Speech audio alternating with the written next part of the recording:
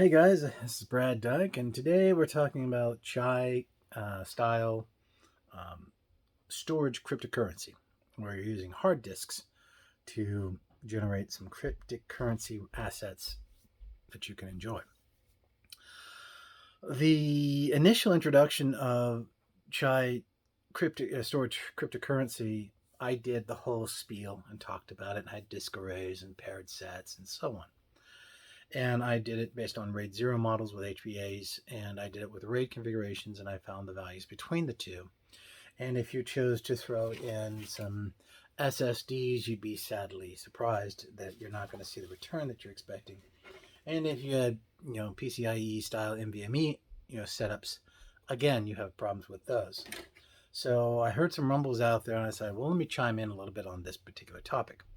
First things first, I've stopped doing that particular type of mining. Matter of fact, I'm not doing any mining now. That was more my son's desire to learn how to do it, not necessarily mine. But I helped him and I built it out. It was neat to do, and I could do some videos for everybody out there. Got some really great responses on those videos to help people out, what to get, how to get, and so on and so on. But the reality about storage cryptocurrency is a strike between capacity and functional I/O across the nature of your I/O cards. Okay, so this is your limitation. I/O cards that provide you the bandwidth are driven on the nature of this little guy right here, and that is a SAS connection. And just for those who need to know what it looks like this, and on the end there is your internal SAS connector right there, and it might go out to SATA bridging, which is what these do, for like the back end of an I/O disk array solution or something like that. And of course, it plugs right in, and you've got yourself bandwidth. But this is your bandwidth. That's it. So if you come in, and you've seen a couple of my videos, you would have discovered that I also made some recommendations about how to saturate HBA controllers efficiently if you're going to use SSD disks in the equation. Which basically means you're actually going to split down your buses. And let me explain what you mean by buses. If you look here, you have two, one here and one here. These are data buses, and they have one cable set to each of them. May it be a dual SASE head like this, or it has the quad on the end. And what happens is these guys only can do so much bandwidth. 6 gigs, 12 gigs, that's it. When you're using spinning disks and Chai mining, you can easily probably stay within the limitations of 6 or 12. And hence the parsing is pretty decent, up to a point. I wouldn't go past 32 disks on a single channel, even though you could do 128. Don't do it. You're not going to see the return. But if you put SSD drives in the equation, and they have to be isolated, by the way, they cannot be merged with spinning disks, keep them on different buses, it's going to be even fewer. Because the SSD disk only will take a couple of these to fully saturate the speed of a controller like this. Why? Well, because these guys only have maybe 1,000 or so in IOPS, right? And this is a 10,000 RPM hard drive, spinning hard drive. This doesn't spin at all, and it has thousands of I/O, so it can push the pipe. So I would do no more than 12 of these on a single bus and make them big, unfortunately. With that being said, unfortunately, because there's only 12 on each bus, your process load is only going to be 24 per controller set. And that is a problem, because with Chai mining, you need 64 or more to make a profit. But it's faster, Brad. I mean, come on. I mean, I'm getting a full 6 gigabit of bandwidth on a gigabyte of bandwidth, that is. Well, why wouldn't I want to do this? Well, do the math on that for a second, okay? If you know anything about Chai mining, you know that it's exponential. Value by plus, by plus, by plus, they come together and they give you a total. That's the exponential value. So obviously, if you have 64 disks or a terabyte or greater, or at least over 600 gigs in capacity or better, then you can isolate those individual disks, and they can become their own pools and resources for encryption. And of course, also for crypto processes. Um, you can also formulate a large capacity RAID group and do it, and the performances are slightly different, and the results end up actually being the same in general. You can do some things to tweak them out to make one perform better than the other. I just chose not to do that because I wanted to do more granular type class testing opposed to super tweaking out, because the bad thing about super tweaking out, it only applies to an individual card because you've done individual modifications to the card's BIOS environment to give you the maximum effect, such as changing your sector values up to like 512K or something like that. No, I think it just in general, when you deal with bulk, you have to understand the nature of bulk. The one key component in this process also is the nature of your cabling. There are actual differences between a 6 gig cable and a 12 gig cable. So if I were to get myself a 12 gauge or better caching style HBA card or a RAID card, I would go 48 step on SSD drives, but no more than that. And it never fails. They leave the original SAS cables inside the box. Why isn't it working? Why am I not seeing an increase in currency? It's because you didn't go through the full gambit. Remember, ladies and gentlemen, it matters from the connection to the connection, and this is your connection. It's no different than having a mini SAS cable set. I mean, if I've run right over here. Hang on a second.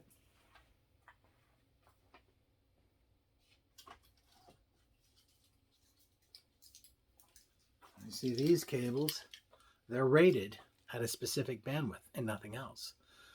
So putting in a faster controller card and keeping the older interface cables just means you're going to get a slight increase in performance or a degradation effect in performance, which basically means you see fluctuation pitches in your IO ops handling and things like that. So let me put this back.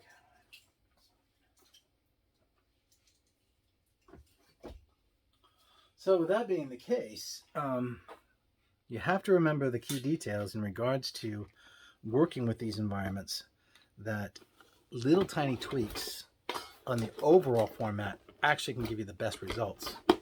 Like I said, you don't take a 3 gig SAS cable and connect it up to a 6 or a 12 gig and expect that kind of performance. Taking a little bit more time into your chassis and break it down a little bit more, break it into a functionalized process, understand that each cable rating has a specific quality of material inside the cable rating, and that's what dictates your bandwidth capacity. Now, to get into higher bandwidths, you need a higher quality metal, and you need gold plating in some cases, and so on and so on, and their life cycles could actually be detrimented in the process. So that's also a very important detail to note. So with that being said, I wanted just to touch base a little bit on some of the optimizations that are out there. And also, I also wanted to show you a big no-no that you want to be very careful about. This is a quad HBA. Yeah. 64, 64, 64, 64. Wow. What could I do with 4 block 64s? Well, that's 2 full racks of discs, by the way. Properly spaced, properly set, cabled, and ventilated, running to your platform to this card. Don't do it. That's my advice. And this is the reason why, right here.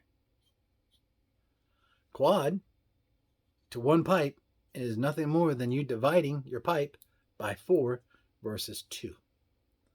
That's why you rarely ever see me do more than 2 on a PCI bus connection. Now, if you know anything about the PCI extended chassis, they were really long cards, and they had a PCI edge here, and they had another edge here, really long, and they had dual 64-bit pathways. Now, this is a 128 pathway structure, but clock divided by 64, which means it's basically still a 64-bit times 2 effect, read or write. So to effectively work that correctly, you'd have to take 2 PCIe buses, merge them together to get 128-bit bandwidth. It doesn't exist, not today. But you could get yourself an HBA board configuration on your motherboard that can do it. They're kind of rare, but they do it. And they don't have many options for PCI on the chassis. That's because you've dedicated those to the HBA configurations for your disk arrays. Those are really rare but really awesome motherboards to work with. One of those that I found very similar to that is the DX720 from Dell. I have two of them and I love them. They're awesome. They just really break all the rules, but they're still doing exactly what they do. They just have more pipe bandwidth than most standard systems. Now, once you get off the RAID controller and go to an HBA, everything else changes. Now you're down to a single PCI bus, and your transfer rates are a little different. But something to think about. With that being said, the other question that came up is, what if I had a motherboard, a server motherboard, that was HBA driven only, but was fully cached, set, and on what we call PQF on the motherboard? The answer to that question is, sure, you can do that. The nature of that is you're dumbing down the protocol stack so the data pipes aren't as intensive. In other words, there's no RAID protocol discussion. If there is any RAID protocol, it's in the software side. The HBA is doing nothing except the basic diagnostics and what we call the enterprise diagnostic tests, such as RPM rate checks, cache checks, and so on. That will give you some good return. Just be careful how many HBA bus connections. That's basically how many of these that you have. Usually you'll have 4, but if you see 6 or 8, be careful. Somebody's doubling up on the bus. Supermicro is probably the one I would say be cautious to, because they really push for data pipelines so that they can advertise that they've got that ability. Dell is a lot more structured, but Dell is starting to move into the HP arena, where they're trying to hermetize what I call the bias levels in such a way so that it's more profitable for them to sell. So they're actually bottlenecking the PCI bus unless you buy the necessary license to make them work. So be careful on that front. That's just companies trying to make a living. That's companies trying to make a profit at your expense. So when you buy these pieces of hardware, do your research. If you see them out on eBay, the research is going to tell you at the bias level, is it more traditional style, or is it now this new format where you actually have different modes booting up through the BIOS level? And if you bought the code, or if you have the codes for licensing, then you get these great benefits and great capacities, and your HBAs open up wide, and I got them all turned on and all that good stuff. But if not, nothing happens. And yeah, that is true. Now with my DL380 Gen 9s, I broke them. Basically, I went in and I broke the BIOSes, and I then bypassed them. And I used my own resources on the PCI buses, and it works great. Not everybody knows how to do that. And it's not for the faint of heart, and you can fry the system really easily if you're not careful. So I usually try to recommend not to do that unless you really are comfortable with the potential risk of the equipment being lost. I have dead motherboards here to prove that. So with that being said, I bring this up to you because I think this is, that avenue the last big pitch I'll throw out there for storage mining for everybody. Let them, take it from here, and as I step out and go to the next level, and that's going to be with the divisional compute processes that are coming out soon, and how you bring them all together. No longer are you an infrastructure tech. No longer are you an operating system admin. No longer are you a storage admin or a virtual machine, VM administrator. All of that is going to be the role of the administrator in the future. And so that's where we're going to start to head to. Building your compute and your infrastructure, and building your bandwidth factors, and putting in your RAM resources, and putting in your storage capacities, and using the storage capacities in the correct formats for NFS, and so on and so on. That will be the next thing to discuss, as well as the logical part where you're trying to use things like DevOps to optimize your resources. Well, this is Brad Dyke signing off. I hope you guys like this video. If you do, please like it. I know it was a little all over the place a little, but the strategy behind it is that we have an understanding that you can only take stuff so far, and that's true. to be able to take something that used to use these and make them use this instead is awesome. But eventually, I hate to say it, you will hit the bottleneck of your infrastructure, and in this case, HBAs or RAID controllers. And that leads you to you having to decide what to do next when you want more bandwidth and more capacity and so on. But that will be for another video down the road. For now, this is Brad Dyke signing off. I hope you guys have a blessed weekend. God bless and take care. Bye-bye.